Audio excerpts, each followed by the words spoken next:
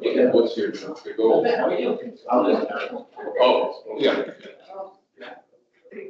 Last time we went to nine. No, we are, whatever you are ready, we are ready. Call the meeting to order.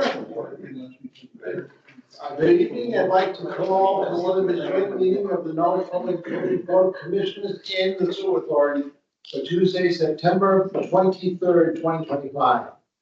In order to efficiently run the meeting online, I would like everyone to announce their name and title before speaking if they are joining us via WebEx.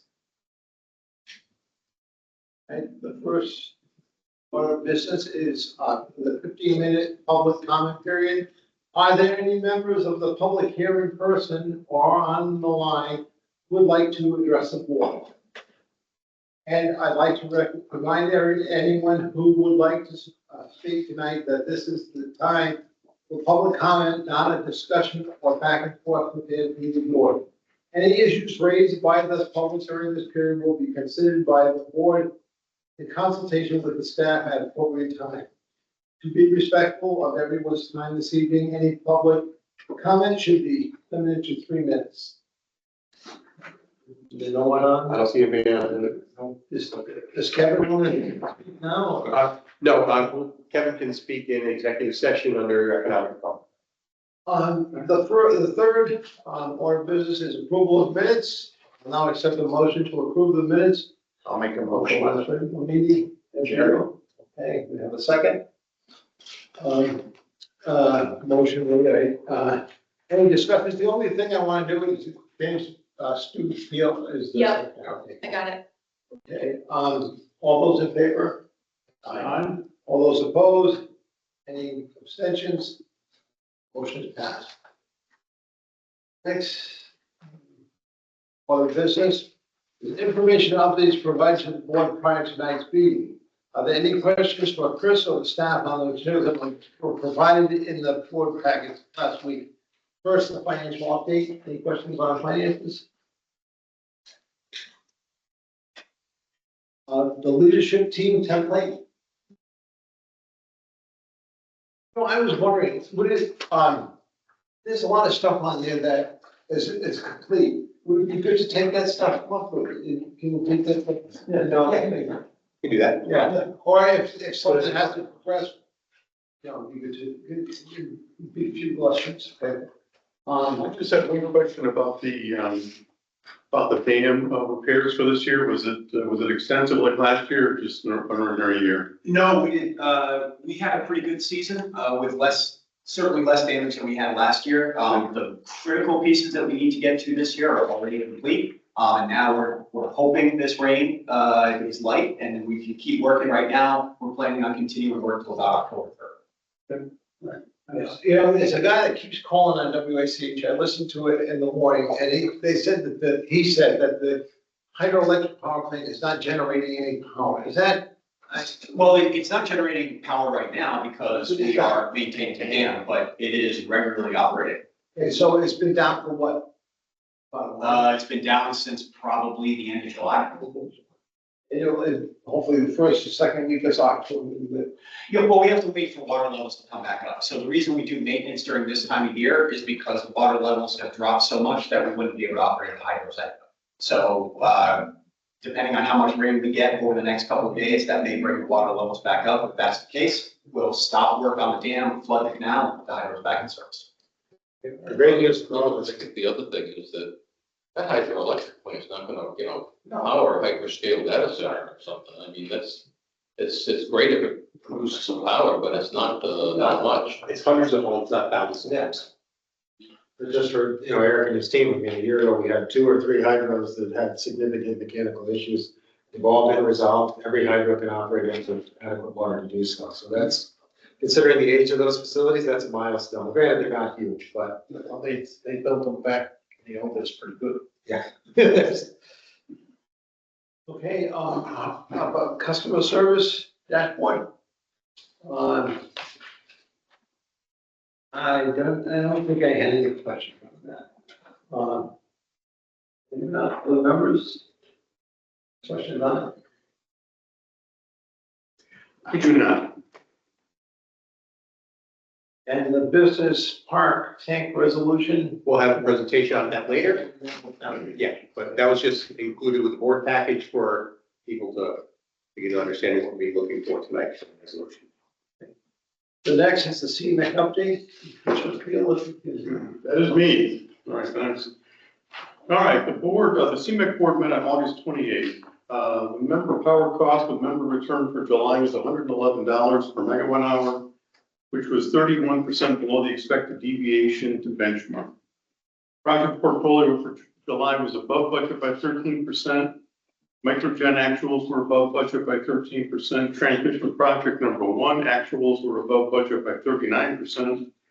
Sub-base fuel cell actuals, however, was below budget by 105%. The predicted year-end actuals are on track for this year at $8 million, of which we get about 25%. Sub-base fuel cell poor performance was attributed to a 6-week outage caused by equipment malfunction. The board inquired and was assured that this equipment-related outage will be addressed with Fuel Cell Energy, the manufacturer, and a new term sheet will be generated to recoup CMEC costs.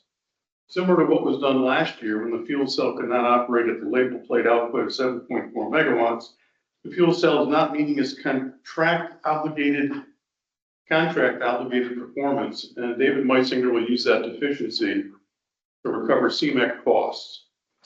The issues with the fuel cell are unfortunate because Fuel Cell Energy is from Connecticut, and their technology portends to be more innovative and green. Their innovation is to perform the gas reforming and the electricity extraction in the same fuel cell stack. The claim that their process is green is, in part, that it is more efficient than, as they say, quote, other fuel-based power systems, end quote, which is true, but misleading. In fact, the most efficient method to produce electricity is from a fuel-based combined cycle gas steam turbine, the very technology that all modern natural gas-fired power plants use, with efficiency slightly better than fuel cell energy technology, and apparently without the numerous and ongoing technical problems. Other green attributes of the fuel cell are the lack of nitrous oxide emissions from combustion and the ability to more easily segregate carbon dioxide emissions for possible capture.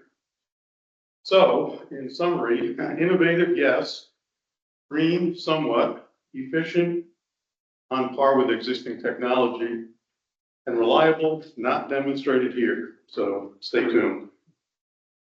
For the energy market, member residual energy cost for July was $57.67 per megawatt hour, which was above the budget of $52.40. However, less than the LMP, which was at $67.65, so a good month for the hedge. ISO New England reported that behind the meter PV, also known as solar panels, have reduced grid demand in New England by 5% in 2024, or roughly 10 times what it was a decade ago. ISO New England is expecting that figure to double to 10% by 2034. Let's see, the board voted to authorize the CEO to work with NPU staff to effectuate the sale of the wastewater treatment plant DG project, which we talked about last month, to NPU. Let's see, the audit committee reported out that the committee voted to engage Baker Tilly LLP for the 2025 audit with options through 2029, replacing the long-standing engagement with Clifton Larson Allen, formerly Blum Shapiro. And lastly, David Silverstone, the Municipal Electric Consumer Advocate, or MECA, will deliver his annual public report on October 8th at 2 p.m. at 30 Stott Avenue.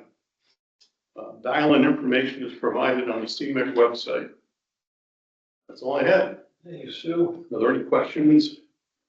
For Louis and Chris, I guess, I've forgotten what the number is if I ever knew it, but the purchase price for the generator at the wastewater treatment plant is pretty good because CMEX essentially the value of the depreciated down to zero. Essentially. And if we said we don't want it, CMEC would have to pay to take it out, which would be expensive. So I don't know if we've negotiated a price yet or not, but It's $1 plus, the, Price of the the urea. Yeah. So it's gonna be about $2,700. We are working on getting it re-permitted so we can use it and looking at other controls and to make it work, going forward for about 20 years. So, in fact, Matt Ross is, our project engineer on it, who's with us now. so generate for 20 years for $2,700, that's not terrible. Yeah. And it's already located in our building and it's already connected to our system. Yeah. Eric and his team are doing a new job of making it compatible with the new power feeds coming into the facility, but, it's, all gonna be, smooth and we'll be working fine. Jeremy, do you have a question? I have more of like a statement. Cabela's used to have one of those fuel cells in front of it, because UTC used to own a fuel cell company at one time. Well, that fuel cell has disappeared. I don't see a lot of stuff going on with fuel cells right now. So, Yeah, well, he and Son also had, some units up there and they're not operational anymore. so it seems like people are moving away from that. Yeah, there was a big flurry of activity 20 years ago. But the more people have used it or experimented with it, it's just not, they thought for a while that cars were gonna use kind of fuel cells and all that, that didn't pan out. And, there appears to be a lot of issues associated, and there's no hydrogen. They use hydrogen, of course, so there's no hydrogen, on the surface of the plant, you have to make it. So you gotta go ahead and make it from natural gas anyway, you don't just burn the natural gas, and you're not getting a huge benefit technically, as I said. They can argue that, well, we're not generating nitrous oxide, which is true, and we can capture the carbon more easily. You still have to do that. That's not an easy thing to go capture carbon, and so. Another question, Stu, I see in the paper that the wind farm that was 80% complete offshore is gonna be moving back online to start the construction again due to what happened in the courts. Are we the recipients of any? No, we're not part of any wind project. And we probably won't be. No, it's not I don't know if any part of the wind project will go up for auction and we can bid on it. But that's the most expensive way to make electricity right now. It's about $90 a megawatt hour. You can make it with gas for $30. Plus the turbine blades have life expectancy and they don't know what to do with them once they're done. Well, like a bearing, right? Or make a reef out of it or something.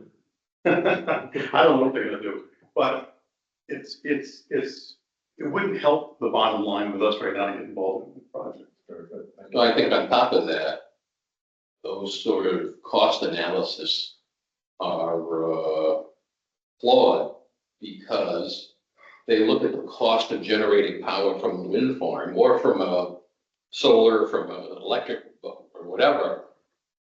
And they don't factor into it the cost of having backup power, which is a second expense that the ratepayers have to pay. So, I mean, if you look at solar or wind and don't count batteries, for example, you're underestimating the actual delivery cost on a reliable basis. The last purchase power agreement that CMEC entered into was with NYPA, New York Power Authority, for hydros. And you get the kilowatts generated from the hydros, but they also have the capability of doing peak shaving. So on those peak days, they can bring the power in, and that's really when we need it the most. So they're much more cost effective and reliable. Interesting story about New York Times that I just read, and I'll send it around either tonight or in the morning. Block Island is thrilled with the results. They're using it now, the backup for them are old smelly diesel generators that run 24/7. And now people are saying, you can hear the birds, you don't have to wash the outside of your house twice a summer because of all the soot. But it's Block Island, 1,000 people, it's not, it's an interesting look at it. The guy who's the chairman of their governing body, a lot of these stuff in Hartford. But I'll send that around the point. Just an interesting look on a much smaller scale. But that article was interesting, yeah, they burned 1 million, or they did burn 1 million gallons of diesel fuel a year, 1 million gallons. Jesus. It's just that, think of that. One island. Fascinating. Okay, if no further questions, next on the agenda is presentations. The first is Light Up Navajo.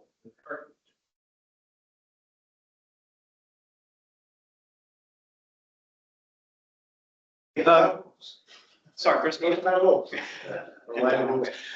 So good evening, everyone. I want to thank you for giving us a couple minutes to talk about our continued support of the Navajo Nation through the Light Up Navajo project. First slide, please. So as you may recall, we've talked about this for a couple of years now. The Light Up Navajo is a joint venture between the Navajo Tribal Utility Authority and the American Public Power Association. We've been participating in this for a number of years now. Navajo Nation is the largest North American territory, spanning 27,000 square miles, containing 55,000 homes. Of those 55,000 homes, in 2019, only 15,000 of them were without electricity. That's 75% of the entire US population today that does not have electricity. Through the Light Up Navajo project in 2024, before we started this current round of the Light Up Navajo project, we were down to 10,400 homes. Pretty significant achievement when you are running miles and miles and miles of line just to get to 2 or 3 customers. Now, remember that for those homes that don't have electricity, most of these people have waited their entire lives for the simple convenience of turning on a light switch. This year, Lyman Tom Holmes and Lucas Poor went out to Navajo Nation. They were working out here in the Tuba City area. And I'm going to turn it over to Tom to share some photos and talk about his experience. Next slide, please. All right. Good evening, everybody. My name is Tom Holmes. Obviously, me and Lucas went out to Navajo Nation. I've been out there once before, just totally different district. To put it into perspective, the Navajo Nation is roughly the size of West Virginia. I'm not really too good at imagining thousands of miles in my head, but I can look at a map like, all right, that's West Virginia. I get it now. Obviously, this was a totally different work location. It might look a lot the same, but it wasn't really a lot the same. Case in point, the elevation was a lot different. I think we were another 1,200 to 1,500 feet above sea level where we're at. We definitely felt the effects of that. While we were out there for the 1 week, we built approximately a mile of line to hook up 5 families, which happened to be all one big family, just spread out across the that area. And it's amazing going out there. You learn something different about people, the land, yourself. It's an amazing experience. No matter how many times you've been out there, you got to work with and meet and just talk to the people and all that. You always walk away something better in yourself than when you got there. And with that, it's always a humbling experience because you might be taking lunch one day and you see a pickup truck with a trailer of water going down the road. The things that we take for granted every day, turning on a faucet, fill up a cup of water. That family had to drive 2 hours to go get water to water themselves, bathe, cook, feed their livestock. Everybody's got livestock. So the whole thing is just an extremely humbling experience that I wish that every lineman could take advantage of at some point. This is one of the families that we had the opportunity to hook up. They made us stick around for lunch. Obviously, we had Navajo tacos, which if you've never had one, you got to try one. They are absolutely delicious. I wish we could find a food truck or something like that to serve those for lunch because they are awesome. This is the crew that we worked with. That's Lucas, myself, that's Jesse, and I can't remember these 2 names. They're very similar to names. So this family was running off the solar. This panel, probably about the size of that table, is good enough to cook like 1 burner of their stovetop type deal. They were very happy to see the trucks come. It was just really good time. There was one other crew that was here, another 2 guys from Arizona. They were with another small co-op. And so we had the opportunity to work with them. And every time that we get a chance to work with other linemen, whether it be Navajo or other guys from Arizona or even Jewish City down the road, we always walk away with something, some kind of knowledge, something that we saw, something that we can use to strengthen our work practices here in Orange, which is always an awesome thing. But like I said, these people, they've been waiting for power since way before, I think she said 75 years. And they, Is it expensive, electricity there? it's actually, they haven't raised their rates in, I want to say, their slideshow said about 20 years.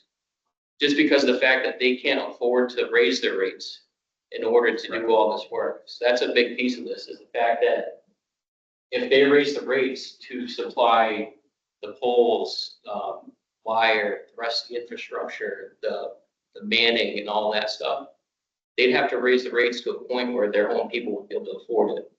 Which is why the Navajo, Light Up Navajo project is so important, is because, if it wasn't for utilities volunteering and stepping up and, taking a little piece of the pie, then none of this would be possible. They go forever without electricity, because they can't just go out and raise rates to be able to afford, that one customer that's 10 miles away and requires, hundreds, if not 1,000 poles and everything else. You gotta think about how much that costs and how much you'd have to raise the rates for that. So NTUA goes out and pursues federal grants for all of the material they need for the poles, the wires, everything like So that. we don't provide any materials, though, just manpower? No, we just provide the manpower along with utilities from across the entire country. So APPA has solicited help from the entire municipal network. And that's what Tommy was saying. So he's working with crews from California, from Texas, all over the country. And they are all coming together to volunteer their time to support the people in need. Like I said, we built about a mile of line, which is actually a very tough thing to do. And that's just with, this crew plus 2 other people. A mile of line, that's not easy. That was a big push towards the end, because we want to make sure that we got that last customer on at the end of that spur in order before we left. That was me and Lucas's one goal, so we want to make sure everybody that's ready to be hooked up is hooked up before we step on the plane. Yeah, the Navajos get the houses wired, so these guys come in and they're just doing the connections outside, and then they can be using the electricity as soon as Tommy and his crew are done. So what Tommy was referring to is there's a wait list that people sign up for. And that wait list, because of the cost, these people here were on that wait list for literally 75 years waiting for electricity. And it's not until the Light Up Navajo project came to be that they were actually able to start fulfilling these requests.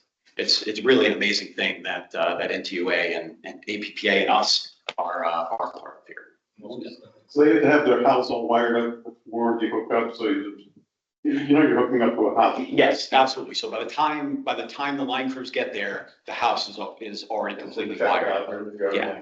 And So do you set the poles and run the lines, or just run the lines? We do it all. The poles, yeah. So when you put a new pole in, it's ready to go, you put lines on, you have to wait for it to settle or anything like that, it's just ready to As go? soon as you set it, you're good to start going. Is it easy digging? So fortunately, this area, yes. The area where I was at previously, it was hit or miss. And they have special rock augers that can shoot through it eventually if it's well maintained, which a lot of the equipment isn't. But there'd be times at the other location where you would set the truck up where you want the hole, and you would just set it to dig, and then you'd go eat your lunch and come back, and hopefully it went down a little bit. So how many poles does it take to go a mile? Industry standard is usually about 280 feet, Okay, so you guys From have pole to pole. 25 poles, something like that? something like that. It might have been more, because you gotta take into account, the main line and then all the spurs. Yeah. Off of that, all your service poles, all of your, if it's far enough away, you might have another couple sections of primary coming off that main line. And then to a transformer pole, to a couple service poles. And yeah, it was definitely quite a feat, especially the time of year that we went. I don't think I've ever been somewhere so dry in my life, but it was definitely all worth it. thank you, everyone.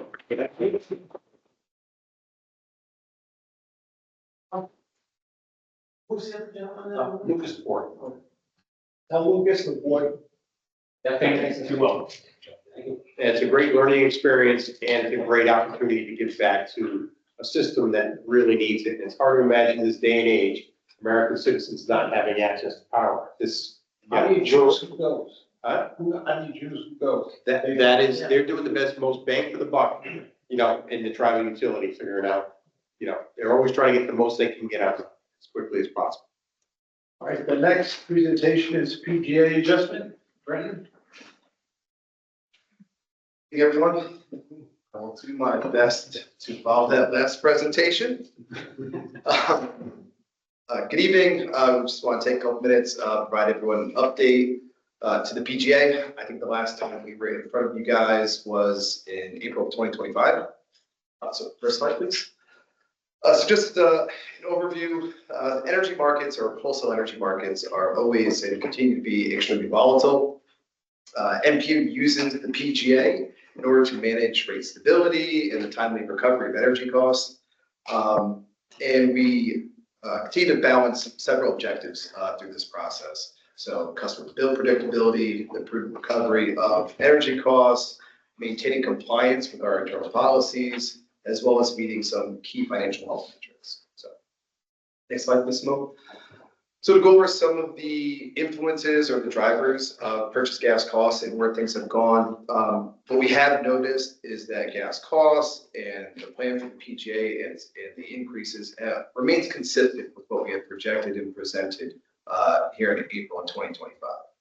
This is really being driven by our asset management credit, which decreased by $4 million a year. That is becoming effective November 1st of 2025.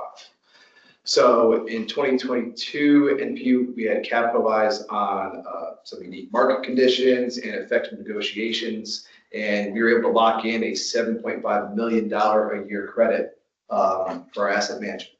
So that has since changed and coming to term, and we executed a new contract that will begin on November 1st for about $3.5 million a year of asset management credit.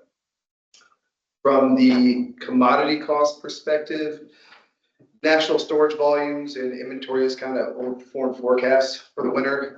This is really due to some more temperate, mild summer climate, as well as record level production continuing.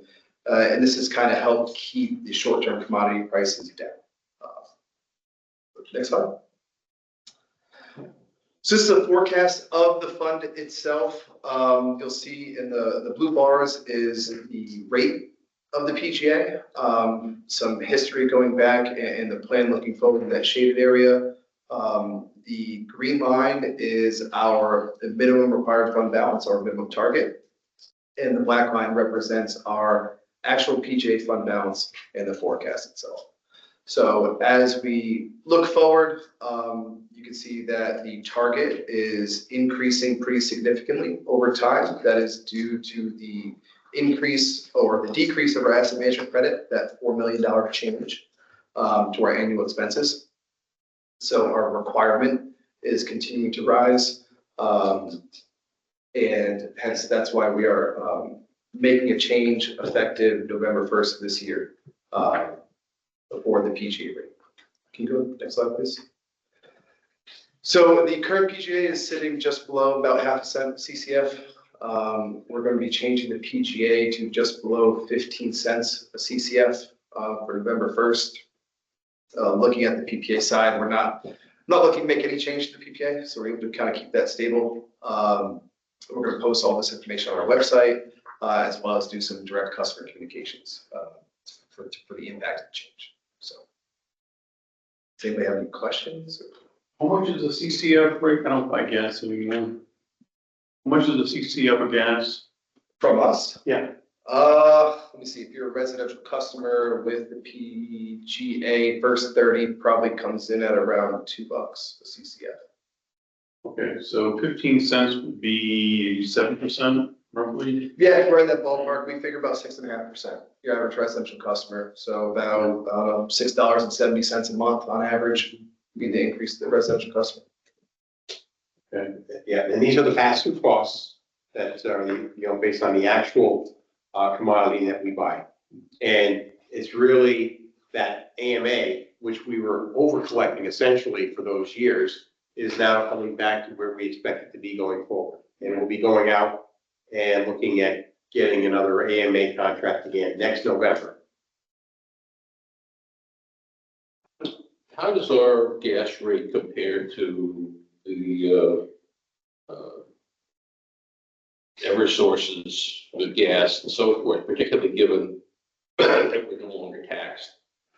Well, the rate itself, from the residential perspective, we look at it every month.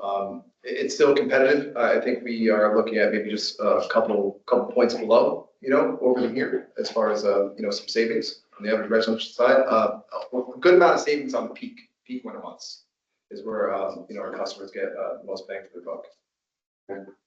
So. Any other questions? Thank you, Brent. Thank you very much.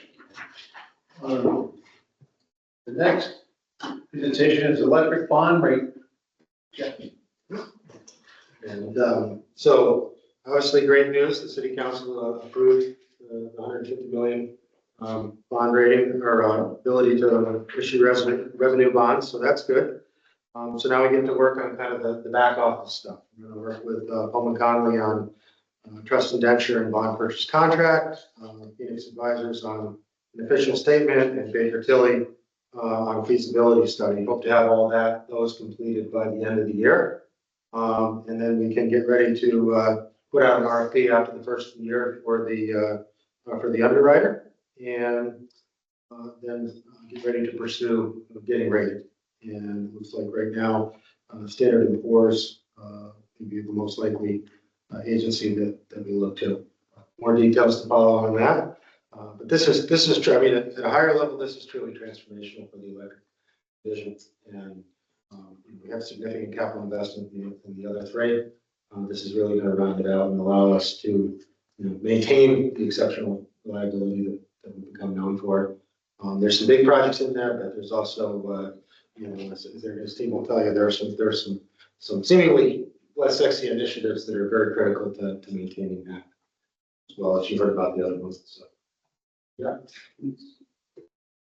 Questions? Yeah, we'll give monthly updates on this as requested by the board last month.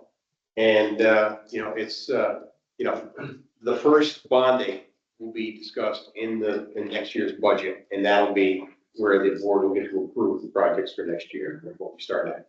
And you have to spend it within 2 years, so it's not like we're gonna be going out for $20 million in the first bonding. It's probably gonna be that $5 to $6 million range.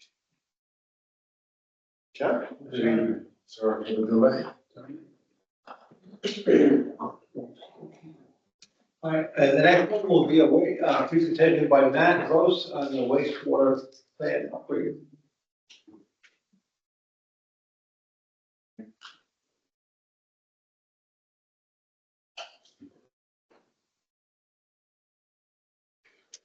Good evening again, board. Got an exciting few weeks ahead of us, and we'll try to show that in a few slides here. Excuse me. And then our first new facility coming online is in sludge storage. We will start sending sludge to the tanks about 2 weeks from today, and begin hauling liquid sludge. Again, moving away from a really legacy practice in Norwich of digestion into water. So exciting times ahead. Shortly after that,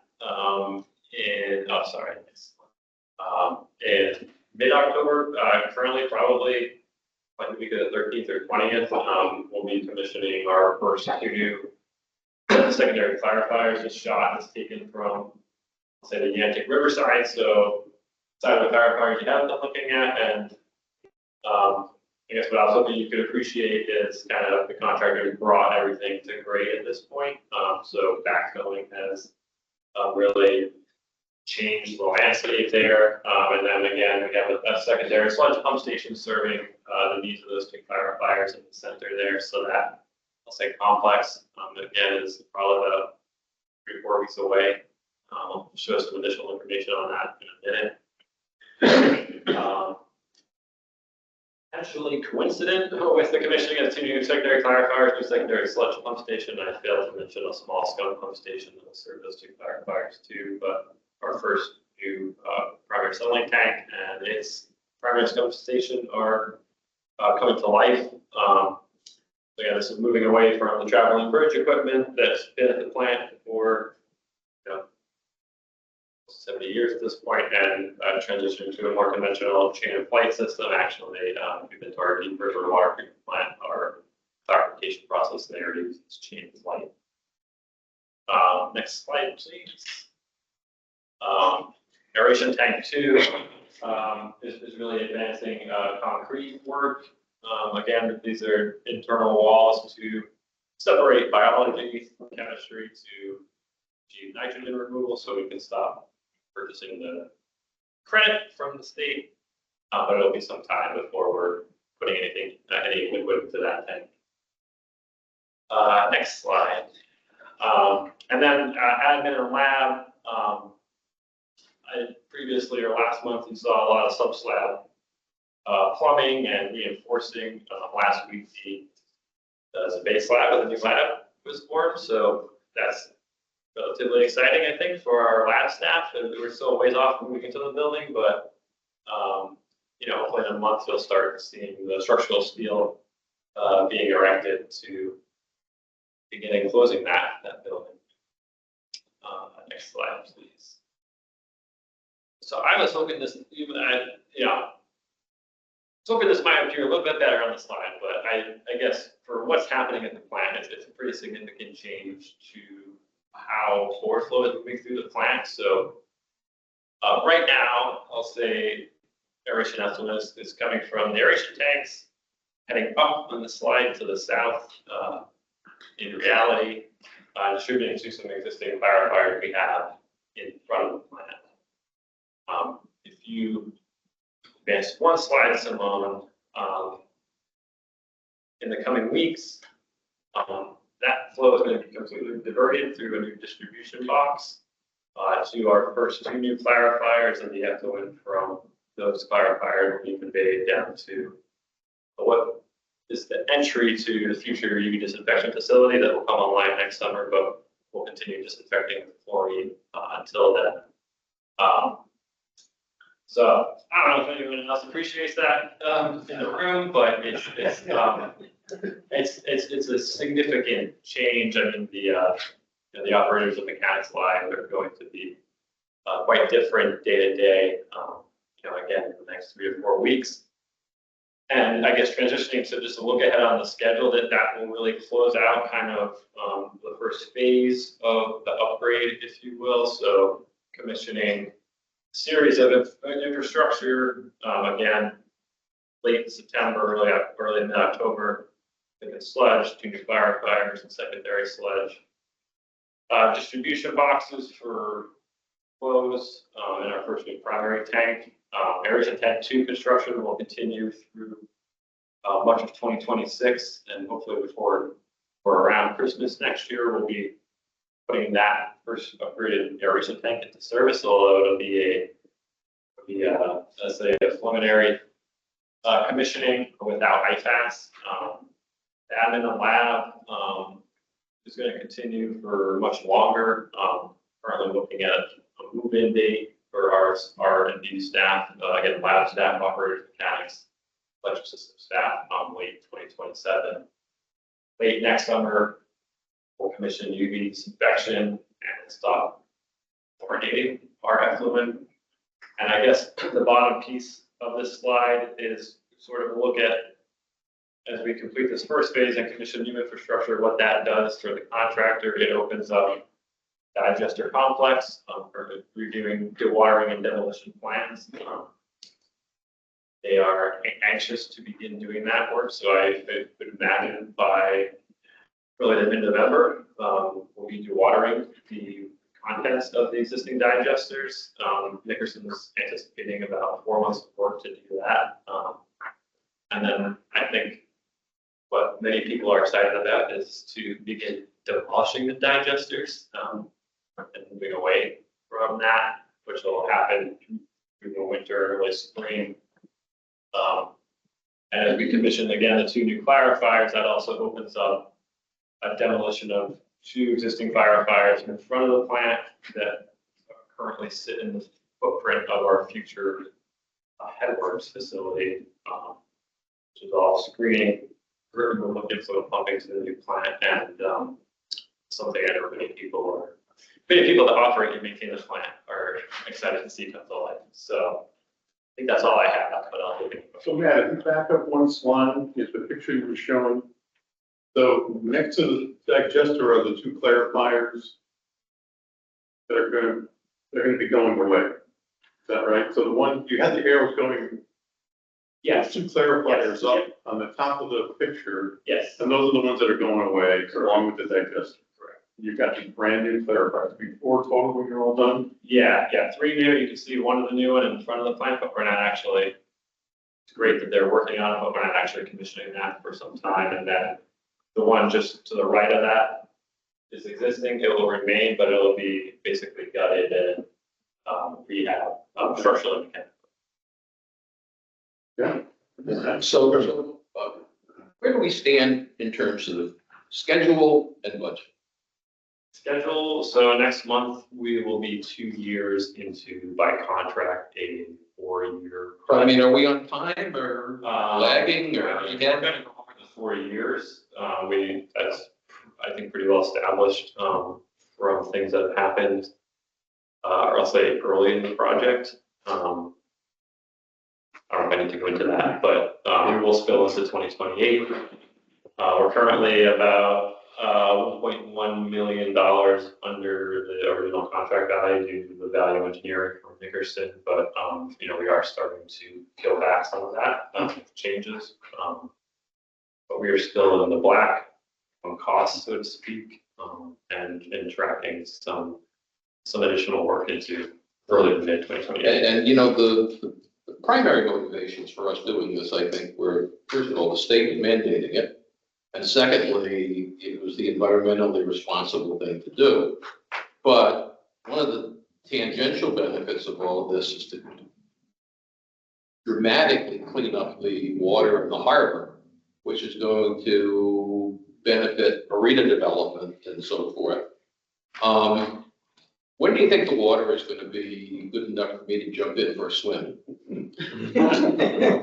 Well, I would tell you, on dry weather days, it is now. I mean, we are fully compliant with our NIPDs. Actually, since we've implemented dechlorination, because of our reduced disinfection capacity, we're actually putting out probably some of our best effluent ever, because we're really able to blast it with chlorine and then it neutralize the chlorine before it goes to the environment. We are still one of 4 CSO communities in the state of Connecticut, and we have, I think, substantial work to do to implement our long-term control plan. So on wet weather days, I would say, along the Setauket, coming down from Greenville, and, out and heading down the things, kind of both sides. We do still have discharges from Laurel and Fayetteville to those receiving waters, and that's sort of perpetual. Even if we achieve our full implementation of our long-term control plan, there are still storms that would not be captured by our system, fully captured by our We system. will be having a presentation in the next few months on the long-term control plan. We have the funding in place for the final monitoring, and we'll be having some results. Larry and his team are doing a fantastic job of maintaining the systems and doing strategic lining. So the gallons going out into the rivers on a normal storm are significantly less, just because of the work that our collective team has done. And Bobby, just one thing when you said the reason we're doing it, the other reason is a lot of this equipment was at the end of its useful life. And for instance, the digesters, we have one with a Kevlar cap, we have 2 with steel covers that are like Swiss cheese. They're going to be taken out in this process. But if we weren't doing this, we'd be looking at, those imminently failing. And there's a lot of equipment throughout the plant that is really beyond its useful life. Question. I have a question for you. When you activate the UV disinfection, how much chlorine does everyone say? All of our chlorine, How much would that be? how much? Yeah, just, I could get back to you. oh, yeah, okay. Yeah, if you're looking for like a volume. Yeah. Yeah, I can get back to you on that, but yeah, it replaces the chlorine, so no more chemical, just light. Fair enough. Yeah. Yes. Thank you. Within the last 2 weeks, is there anything that you did at that plant that made the harbor smell like poop? Anything that we did. Yeah, because I was down there at waterfront, I'm saying, it smells like the worst low tide I ever smelled, and I started to scratch my head and say, I remember when we had problems with the digester, it had that same aroma. Is there No, I mean, something we're doing there? Because Saturday, we're having a big to-do over at the waterfront with balloons and everything else, harbor fire, wherever. And and we're gonna get a lot of rain just before it. Yeah, everything's been status quo. I think it's actually been pretty dry recently, so even, flows and. So what would make it smell like that? Well, if I don't shoot myself in the foot, the marina does have they own a pump station on that property that I understand is sort of in a state of disrepair. Okay, And so it's on them. could need attention. I don't mean to attribute what you observed to them, but. Well, it wasn't what I observed, it's what I smelled. Oh, observe if you notice. When you're fine. So, maybe 10 years ago, there were some bad odors, and will the upgrade to the plant eliminate those odors going forward? So part of the upgrade includes a new odor control system. So we're basically sucking all the odorous air from any plant areas that generate such odors. So our thick and sludge storage has a dedicated odor control system. The hauling, if our hauler's vent has the appropriate connection, we can actually capture the air they're displacing as they're filling their tanks. And then all of our open channels will be fitted with, at least on the primary and parachute tanks, fitted with odor control. The same, the worst odors 10 years ago, Bill, or so. That was when Cascades was still operating. Oh, is that what's? And they stopped using aeration systems in their basins, and they were sending some really bad effluent. And it was, that was something where we started doing 24/7 sampling, and we got them to fix their process. And we also started putting more chemicals into the system. Was it something permanganate, iron permanganate? Yeah. Was one. Yeah. The standard line back in the 70s when they were gonna do luxury housing on the marina was that it was the confluence of the affluent and the effluent.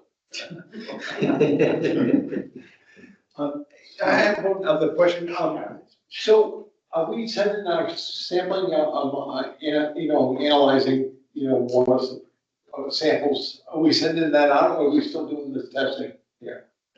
It's a mix. It depends on the analyses. We don't do metals in-house or PFAS in-house or some of the toxicity testing. So, there's annual and quarterly testing to make sure the quality of our effluent isn't impacting aquatic life. There are specialty laboratories that. The majority's done in-house though. Oh, they're all being new equipment when the lab goes to. Yeah. Well, some will be transferred over, some will be. Thank you, Matt. Yeah. Any other questions? No, and we're really getting to the point where this is, before it was construction project and you're operating a plant around a bunch of construction going on. Now, our crews are learning how to operate and maintain new equipment, bring it online, and then taking the old off. So it's gonna be the most challenging time in the next year or so. Okay, next, Barry's gonna give us an update on gas construction schedule. Yeah, good evening. Just a brief update. As we start transitioning into the colder weather, we do less main installations and we start focusing on getting our services wrapped up and getting our streets repaved. So that's sort of the way we're going right now as we approach October. On the 3 phases, Silent Street, we continue to be done with the main that's been done for several months. Our internal crews are now tying the side streets into that new main, which should be done at the end of next week. with projected mill and pave on that road starting on October 20th. So that'll be about a week, and then that project will be completed as well.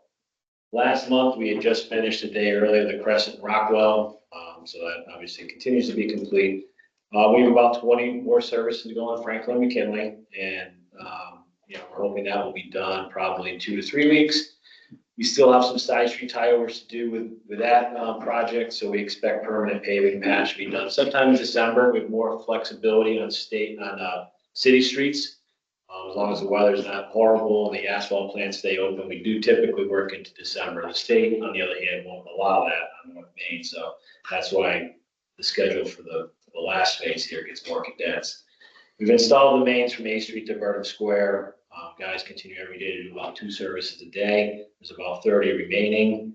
A few side streets to still tie in.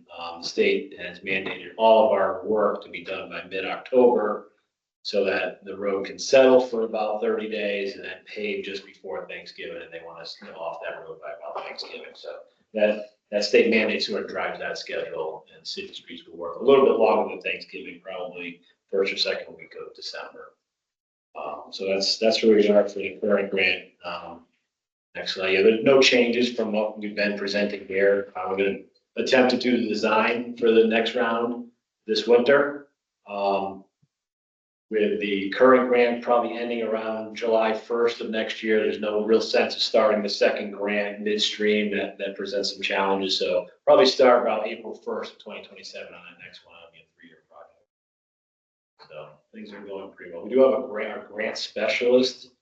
Her name's Renee Taylor. She's from the federal government, PHMSA, and she's coming for a site visit tomorrow. I'm going to drive around with her, show her the progress, and she's going to get to see what we've done with that money and hopefully put a good word in for us. So, any questions? Thank you, Barry. Thanks, Jerry. The next presentation is by Mary Lou on the technology plan update. So here's a quick update regarding the technology plan. Last month, we had gone out with an RFP. We received the proposal. In doing so, when we reviewed the proposal, we felt that there was a clarification issue of the scope of work. And based on that, we went out for a revised RFP to make sure that we were clear across the board.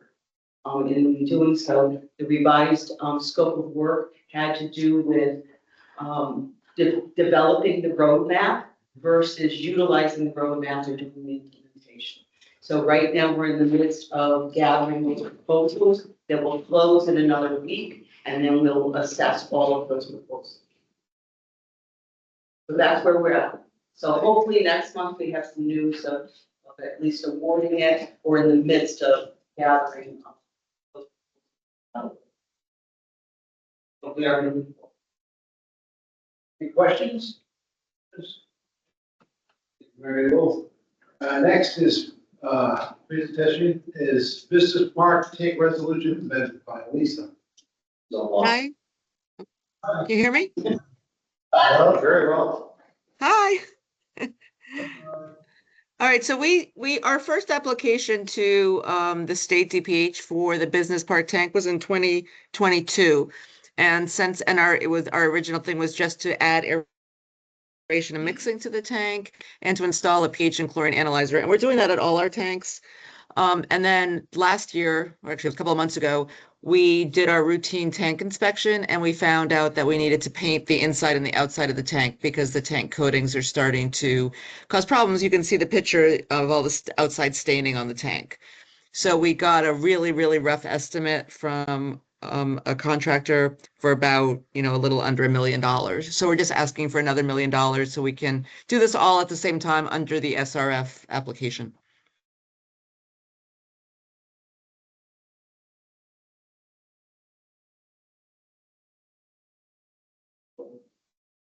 That's it. So, thank you. All right, so we have to go back and ask for another $1 million. What if that's not enough? What if something she said she had a rough estimate for $1 million? What if it's? Oh, it should be enough. Yeah, we have added contingency in there. Yeah, we have contingency added in there.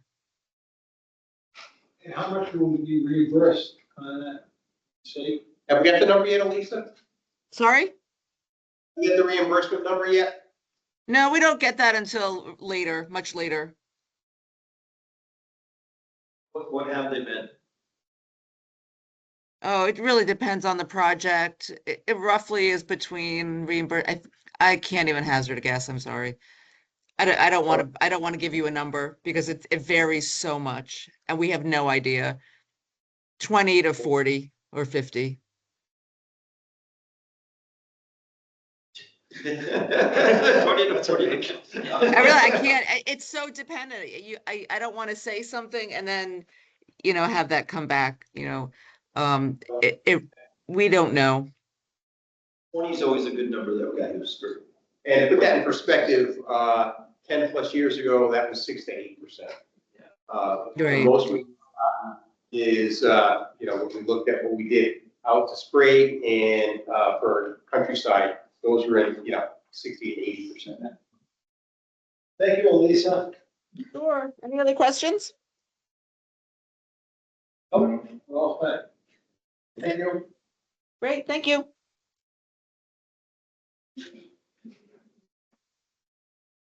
So, at this point, we're gonna go into executive session.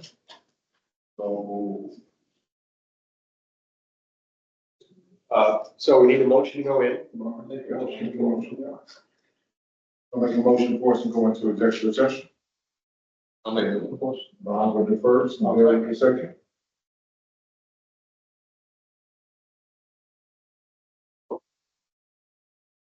Second. Second.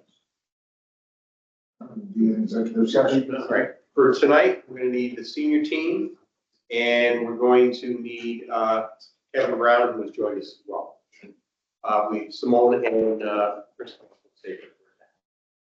And then you have to go into why we're going into executive session.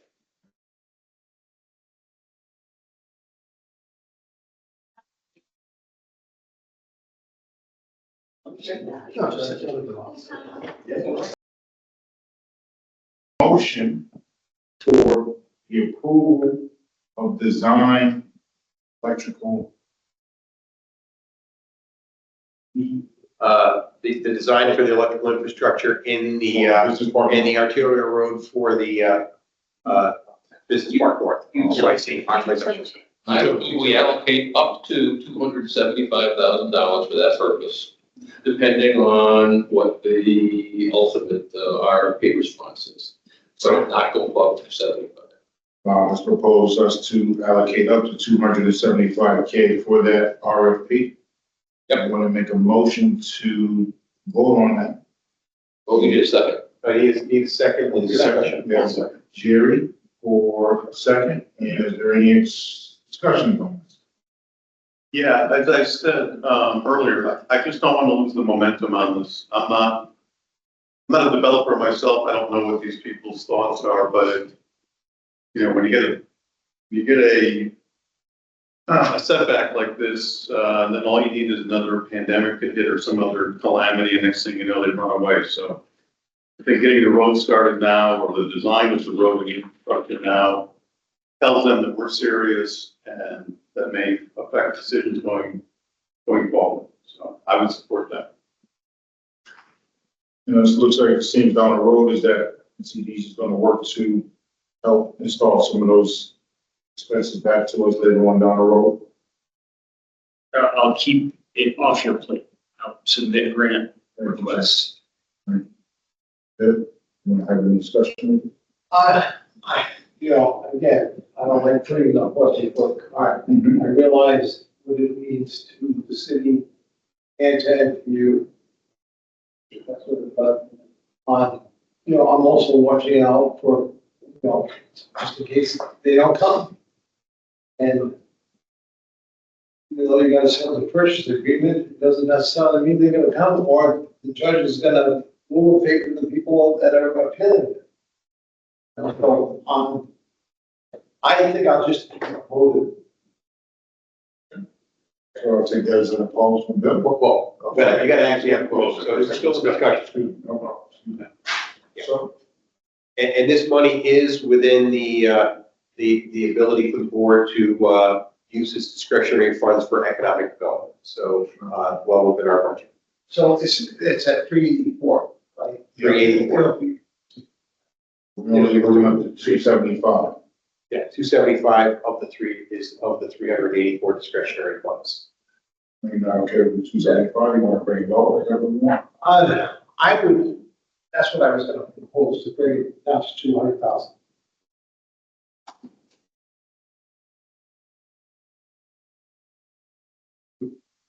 I think you have to raise a second, an addendum to the motion in order to have it discuss that. So then vote on the addendum. Right.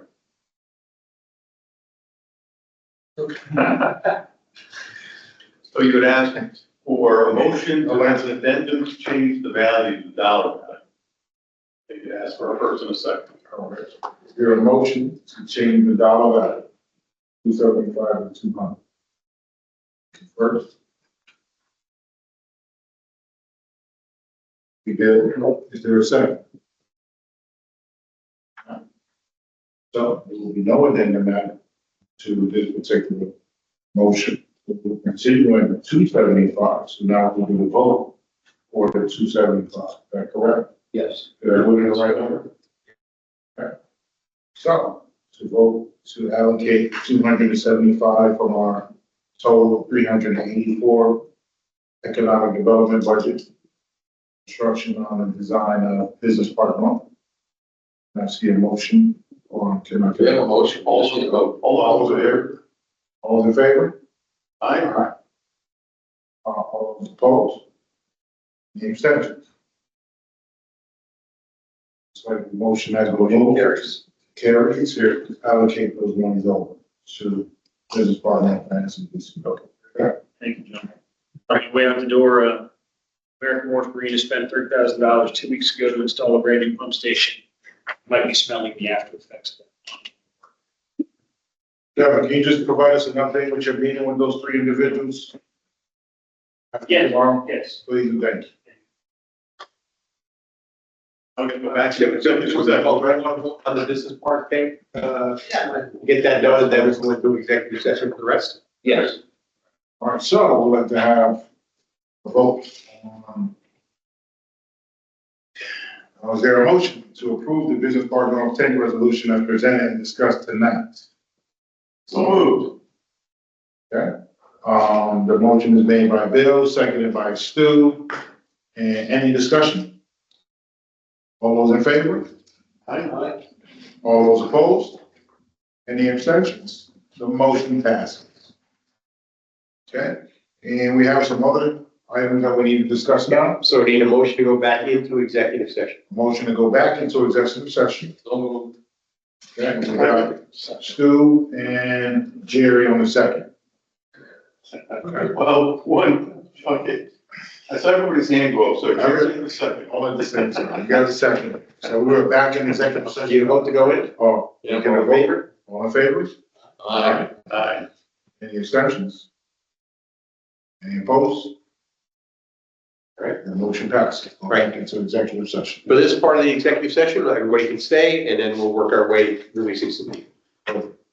We're gonna do the job description now? Yeah, that's Mary Lou will have that.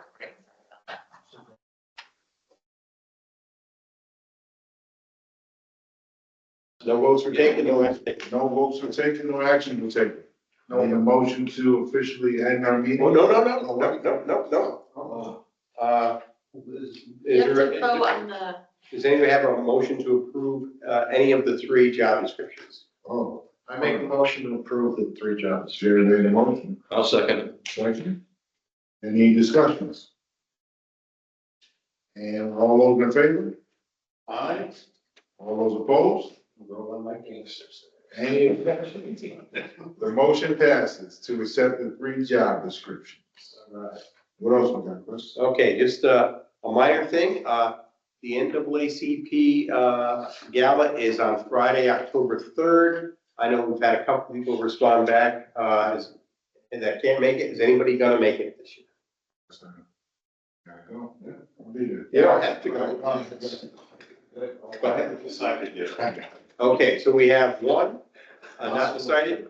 I know we'll have, at least Mary Lou will be there. I will not be there this year for two important reasons. One is my daughter's anniversary, so we're watching The Baby that night. Fair enough. And two, it's my anniversary, which I'll be not really celebrating as an anniversary. I'll be doing my favorite job, so. It doesn't matter. Geez, 87, what, do the math, 87. 38, 38. Less than us. 47. I will email you guys the information for the event. Yeah, I always have these. I might bring, if these guys are saying, I might bring somebody with me. Yeah, I'll bring somebody with me. Yes. You can bring a few if you'd like, Michelle, because we have a few extra seats at the table. Oh, my son came last year, didn't he? Oh. My mom's son came last year, right? What you got? Right? I'm trying to think, what was it that he came to? Was it that? Was it that? Yeah, I think it was. No, I think, no. All right. No, sorry, Jerry, but yeah. I'm hungry. And it's a couple hours. All right. Oh, was that what it was? Yes. All right, then we'd like to make a motion to adjourn the meeting. I'll make that motion. I'll second it. Any discussions? Abstentions? All those. All those in favor? Aye. Motion passes. All right. Thank you, everyone, and we're gonna be. Oh, wait. Did we forget something? Forget to vote on the tank. No, we got the tank. Did we forget on the meeting schedule for next year? On the 23rd, Do we need to vote on that? As long as you guys are okay with it, we're gonna move the October meeting for 2026 to the fourth Thursday and next month's meeting to the 28th. Okay. So I'll recirculate the 2026 schedule, but it mimics what we did this year, with the exception of just bumping October's meeting 1 week out. Okay, and you have the pleasure of me attending it this year. This October, we moved it out a week because I'll be with my wife singing for the Pope on the week it was originally. Oh. And Thank you. yeah. And I couldn't change the date of my vacation because it was based on the choir